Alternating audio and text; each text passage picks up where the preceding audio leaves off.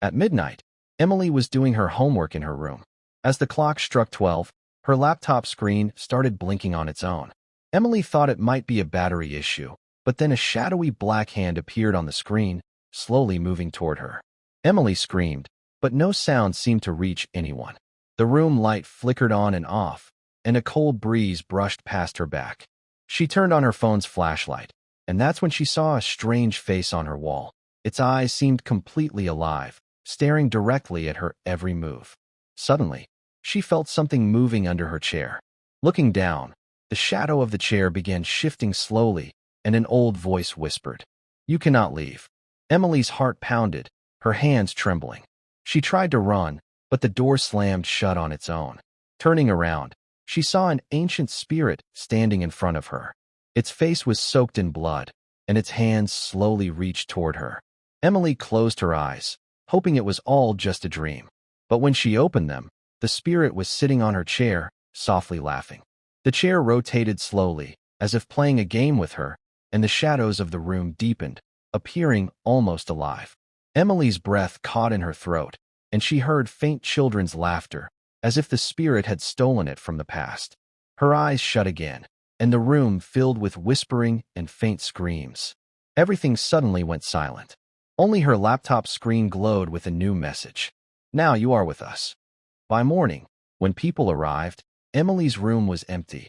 Only the chair rocked back and forth, and a new shadow flickered across her laptop screen, as if she had become part of it forever.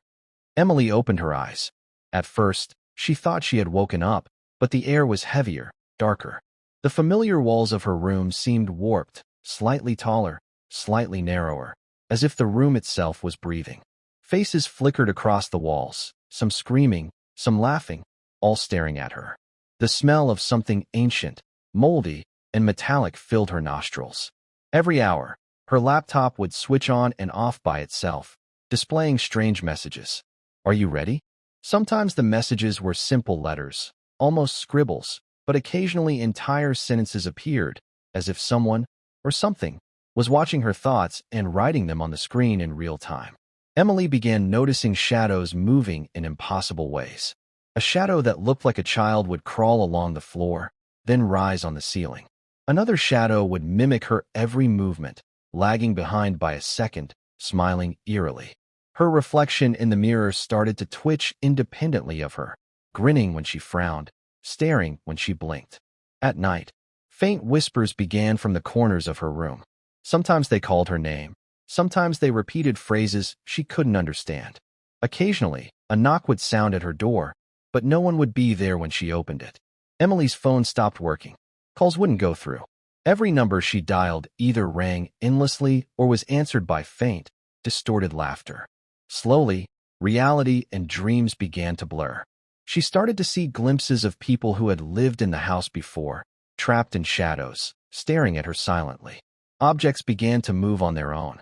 Her chair would slide across the floor, pencils would roll, books would open. One night, the bed covers lifted as if invisible hands were adjusting them. The room felt alive, aware of her presence, testing her fear. Even the quiet moments were unsettling. The clock on the wall would sometimes tick backwards, sometimes freeze completely. Occasionally, she saw a flicker in the corner of her eye, a face or hand vanishing as soon as she turned. Every sound was amplified. The creak of a floorboard, the soft sigh of the wind outside, even the distant hum of electricity became something threatening. Emily realized she could no longer tell whether she was awake or dreaming. Every glance at her laptop, mirror, or shadows reminded her she was no longer alone. Something had claimed her room, claimed her house, and it was waiting. Days blurred into nights, but Emily no longer noticed. Each night, the whispers grew louder, each shadow more distinct. The childlike shadow she had seen before began crawling along the walls at impossible angles, then stood upright, grinning at her. Sometimes it mimicked her exactly, every twitch, every blink, only with a slight delay, as if mocking her. The house seemed to know her deepest fears. Her laptop displayed messages before she even thought them. "You cannot escape. We see everything." At times, the messages appeared as if written in her own handwriting, but smudged and distorted, almost alien. Emily tried to call for help, but the phones remained dead. Even when she whispered aloud, her voice seemed to be swallowed by the walls, never leaving the room. Slowly, she realized that time itself was inconsistent. Clocks ran backward, sometimes leaping forward by hours and seconds. Her reflection in the mirror sometimes moved independently, sometimes screaming silently while she remained still. One night, she caught sight of herself in a broken shard of a mirror on the floor, but it wasn't Emily. The reflection smiled cruelly, reaching out with long, skeletal fingers. Panic gripped her chest, and she dropped the shard. When it hit the floor, the reflection didn't shatter. It simply winked at her and faded into darkness. Footsteps began echoing through the house. Not her own, not human. They crept along the floors, whispered across the walls, climbed the stairs in silence. Occasionally, she would hear children laughing, high-pitched and hollow, yet undeniably real. Emily felt her grip on reality slipping. Sometimes she woke in her bed, only to find herself standing in the basement, the dolls staring up at her with cold, empty eyes. And every time she blinked, something was different. A wall slightly closer, a shadow slightly larger, a whisper closer than before. By the fourth night, the house had fully awakened. The bed shifted as though something invisible pressed against it. The blankets twisted and curled around Emily, cold to the touch, as if alive. The walls seemed to breathe, expanding and contracting imperceptibly. The TV, which had never worked before, flickered on at random. Black and white faces stared back at her from the screen, twisted, screaming, frozen in terror, yet the eyes followed her. Even when she turned away, they were still watching. One evening, Emily noticed her bedroom mirror had cracked. She thought it was from the wind, but when she peered at the shards, the reflection was not her own. Instead, she saw the ancient spirit from the first night, now larger, stronger, standing behind her bed. The reflection whispered, "You belong to us now." The shadows began to act independently. One would dart across the room, then freeze, waiting. Another lingered in the corner, watching her silently. Occasionally, a shadow would take the form of a long-lost friend or relative, whispering comforting words that twisted into threats the moment she looked closer. Her own voice became unreliable. When she called for help, she sometimes heard her voice answering back, but it was wrong, distorted, angry, and mocking. The house seemed to rewrite reality around her, leaving Emily exhausted, terrified, and alone. Then came the basement. Something compelled her to descend the stairs, despite knowing she should stay in her room. The dolls were there, lined up in perfect rows. Their eyes gleamed unnaturally. When she touched one, it moved, slowly, deliberately, as if testing her fear. She tried to run, but the basement door slammed shut, locking her inside. The whispers became chanting, repeating her name. Emily, Emily, Emily. Her heart raced as she realized the house was alive, conscious, and it wanted her completely. The basement door creaked open slowly, though Emily hadn't touched it. She felt an invisible pull, compelling her to descend. The air grew colder with every step, smelling of damp earth and rust. Shadows clung to the walls like crawling fingers, and every small sound echoed unnaturally. At the bottom, Emily saw them, dolls. Rows upon rows of dolls, each perfectly lined, their glassy eyes gleaming in the dim light. Some were broken, missing limbs or eyes, but all stared at her. One doll, small and antique, suddenly turned its head toward her, tilting slightly as if nodding. She tried to back away, but her feet felt glued to the floor. Another doll moved, slowly, deliberately, its head swiveling unnaturally.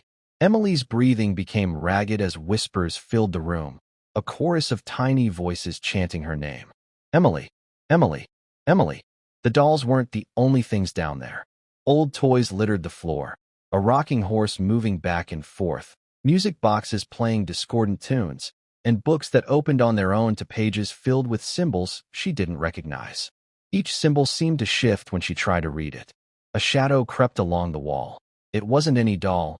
It was human-shaped but taller, impossibly thin, its face obscured. As it moved closer, Emily noticed it wore clothing from decades ago, and in its eyes, she glimpsed the faint reflection of past victims who had been trapped in the house. Suddenly, the dolls began moving in unison, forming a circle around her. their heads twisted, eyes gleaming, hands reaching. Emily screamed and ran for the stairs, but the basement walls seemed to stretch, elongating the space, making escape impossible. The whispers became a cacophony of laughter, crying, and chanting. She turned a corner and saw the most horrifying sight yet, a large mirror leaning against the wall, reflecting not her room, but a dark version of the basement. Shadows moved in the reflection independently. Behind them, she saw past victims, trapped eternally, silently screaming, reaching toward her. Emily finally escaped the basement, climbing back to the first floor. The hallway was darker than she remembered. Every picture frame contained faces that weren't there before, distorted, eyes wide open, mouths frozen in silent screams. The walls seemed to whisper her name again. Something compelled her to climb to the attic. The stairs creaked under her weight, though the house felt heavier than normal, like gravity itself was stronger upstairs. When she reached the attic, she found old portraits, furniture, and trunks covered in dust. She opened one trunk. Inside were old letters, journals, and photographs, all from previous occupants of the house. As she scanned them, the air grew colder, and the whispers became coherent words. "They never left, now you join us." Emily noticed a large, cracked mirror against the far wall. Its surface rippled like liquid. As she stared, a hand reached out from the reflection, not her hand, but another Emily, twisted and pale, eyes blackened. The hand pulled, and Emily instinctively recoiled. The attic seemed to shift around her. The trunks moved, chairs rotated, and shadows coalesced into humanoid forms. The whispers turned into laughter, chilling and childlike, echoing across the attic. Dolls from the basement appeared, crawling and sliding across the floor, their eyes now glowing. Emily realized with terror, the attic was a gateway between the living and trapped souls. Every shadow, every whisper, every doll was connected, and the house had been feeding on its occupants for decades. A sudden gust slammed the attic window shut. Emily tried to run, but the shadows blocked every path. The mirror hand reached through again, and she felt an invisible force gripping her arm, pulling her toward the glass. Her screams were swallowed by the house. And somewhere, in the darkness, the chanting began anew. "Emily, Emily, Emily, you belong to us." The shadows had grown bolder. Emily noticed them moving independently, no longer attached to walls or objects. One shadow would stretch toward her as she walked, another would curl around the corners like snakes. Sometimes, a shadow would mimic her exactly, pausing to smirk or grin wickedly, daring her to move. She tried to speak to them, to reason, but the shadows whispered back, imitating her voice perfectly, turning her own words into threats. "You will stay here, forever." At night, Emily began noticing shapes behind her eyes, reflected in mirrors, windows, and even the empty air. Some shadows appeared as twisted versions of her family or friends, smiling cruelly, whispering lies to make her doubt reality. The shadows became playful in a sinister way, rearranging objects around the house to disorient her. Chairs moved slightly, doors shifted on their hinges, even floorboards creaked in patterns. The house seemed to watch her every move. As Emily slept, shadows would stretch across her bed, sometimes brushing her arms or whispering in her ears. She woke up, drenched in sweat, the covers tangled around her, as if some unseen entity had toyed with her. One night, she saw a massive, humanoid shadow standing at the end of her hallway. It didn't move, but the air around it seemed to hum. Emily dared not approach. She realized the shadows weren't just part of the house. They were the house, extensions of its sentience, observing, learning, testing her fear. Emily tried to escape. She ran to the front door, only to find it locked, no matter how hard she pushed. Windows wouldn't budge. Every exit seemed to vanish or distort, replaced by walls or darkness. The house had trapped her completely. When she turned back, she noticed the hallway stretching impossibly long. Doors that had been closed before now loomed like gaping mouths, slightly ajar, beckoning her toward unknown rooms. Some doors led to familiar rooms. Others seemed warped, twisted, infinite, and filled with whispers or laughter. Objects became unpredictable. Clocks spun backward or froze entirely. Pictures tilted on the wall, faces turning to stare directly at her. Her bed now seemed like a trap, rising slightly off the floor, as if it could consume her. Objects she touched moved on their own, rearranging themselves in sinister patterns. Every sound amplified. The creak of a floorboard echoed like a scream. Wind moaning through a window became voices. Faint footsteps repeated her own. Even her own heartbeat sounded wrong. Faster, heavier, echoing in places it couldn't physically reach. Emily realized with terror that the house was alive, conscious, and aware of her every thought. It was testing her, feeding off her fear. Every movement she made was anticipated. Every scream she uttered was absorbed into the walls. The house's intent became clear. She would never leave willingly. In the dead of night, the windows and doors began to whisper her name in unison. Emily, Emily, Emily, you belong to us. Emily backed away, realizing she was trapped in a maze of living darkness, every exit a lie. The shadows moved closer, more purposeful, more dangerous, waiting for her to make a mistake. By now, Emily had realized that every object in the house was alive in its own way. Her desk drawers opened and closed by themselves. Pencils rolled across the floor as if directed by invisible hands. Even her books would flip pages, revealing strange symbols that seemed to shift when she tried to focus on them. Some symbols glowed faintly, others appeared burned into the pages. Occasionally, words would form. We see you, we follow you. Clocks became untrustworthy. Time moved irregularly. One clock ran backward at double speed, while another froze completely. Sometimes, Emily could hear multiple clocks ticking simultaneously, a deafening chorus of countdowns, even though no alarm was set. A chair suddenly spun violently on its own, forcing her to step back. A music box in the corner started playing, its tune distorted and warped, sounding like distant screaming layered beneath a lullaby. Even the mirrors now seemed corrupted. They didn't just reflect her, they reflected scenes from the house's past, showing previous occupants trapped in fear, silently screaming. Sometimes, she glimpsed herself among them, pale and terrified, before blinking and seeing her present self again. Emily realized that the house was using the objects to communicate, to manipulate her perception of reality, and to break down her sense of self. Every glance, every sound, every movement in the house reminded her that she was no longer a visitor. She was now prey. The whispers became more coherent, almost conversational. They echoed through the walls, the floor, the ceiling. Sometimes, it was a single voice, low and velvety. You cannot leave, Emily. Other times, it was a chorus, dozens of voices overlapping, some crying, some laughing, some chanting in languages she did not understand. Emily could feel them behind her eyes, inside her head, pulling at her sanity. Sometimes, she would hear phrases she never spoke, as if the house could read her thoughts. We are always watching, you are ours. The whispers guided her through the house, often leading her to rooms she had never seen before. One night, she found a hallway lined with doors she had no memory of. When she opened a door, she would glimpse past victims frozen in the room, their eyes wide, faces twisted in eternal fear. Some reached for her, but vanished the moment she stepped closer. Every time Emily attempted to barricade herself in a room, objects would rearrange themselves, forcing her back into the corridors of the house.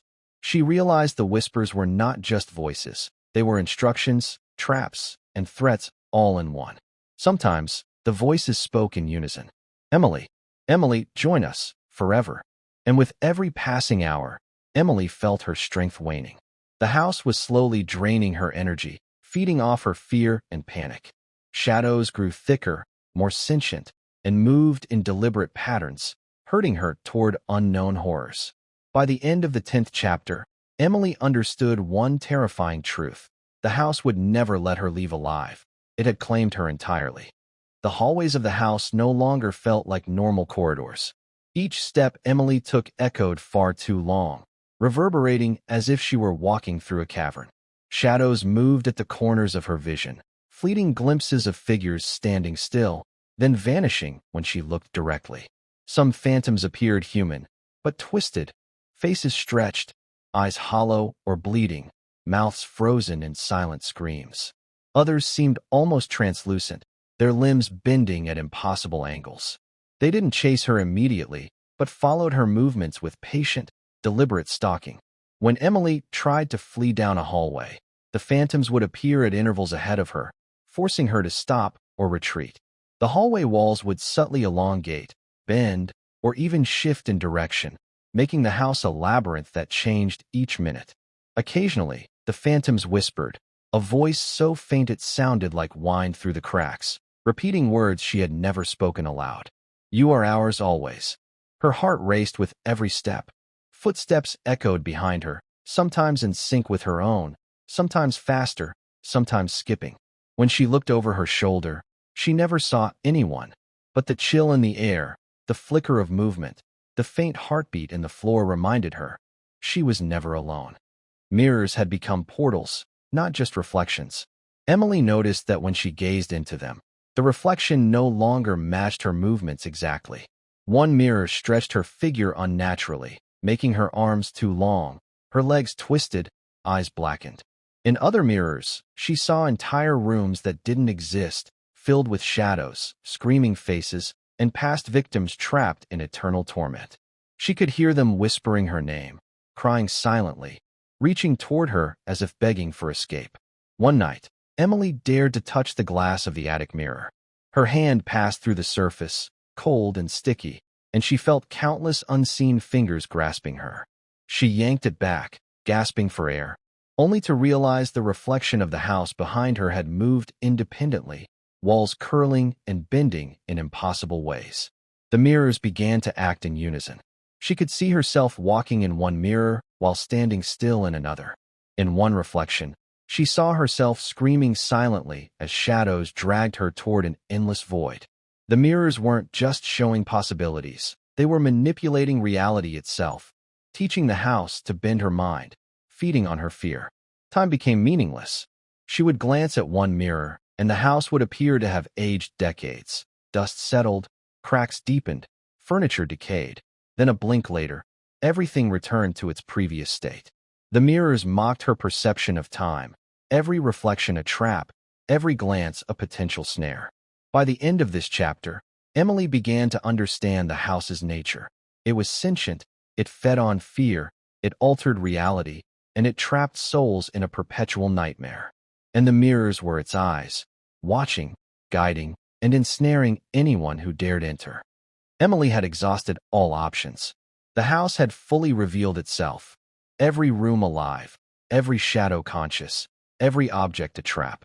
Mirrors reflected her terror, dolls crept silently, and whispers echoed from the walls, floors, and ceilings.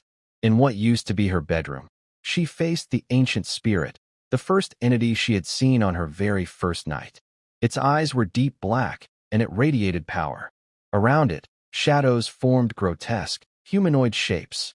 Past victims, twisted and screaming silently, their hands reaching toward her. The spirit whispered, "You cannot leave, you belong to us." Emily tried to fight back, screaming, throwing objects, running, but the house anticipated every move. The walls twisted around her, closing exits and opening new, impossible pathways. Time slowed, sped up, and reversed at random. For a fleeting moment, Emily had an idea. If the mirrors were the house's eyes, maybe she could use them against it. She lured the spirit into a room full of cracked mirrors. As it followed, its form fragmented into countless reflections. She dashed through the shards, dodging reaching hands, and whispered the words she had seen in the old journals in the attic. "You belong to none." The house screamed, walls shuddered, shadows writhed, dolls fell from the ceiling, but Emily ran. Every corridor she took shifted unpredictably, but now she moved with intent, no longer paralyzed by fear. Emily reached the front door. For a brief second, it seemed real, tangible, unlockable. She threw it open and stepped outside. Cold night air hit her face. The moon was full, casting long shadows of the trees, peaceful. She looked back at the house. It seemed quiet, normal, as if nothing had happened. Relief flooded her. She ran down the street, not looking back. But the shadows didn't vanish.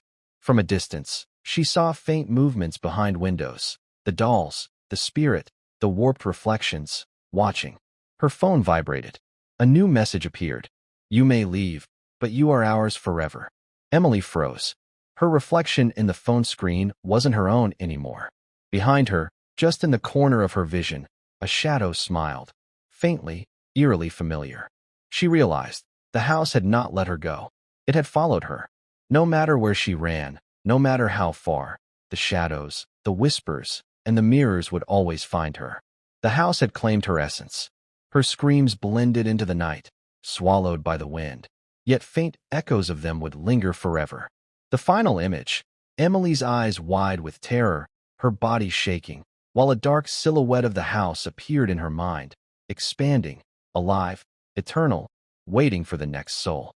If you enjoyed this horror story, don't forget to subscribe to the channel and turn on the bell icon for more terrifying stories.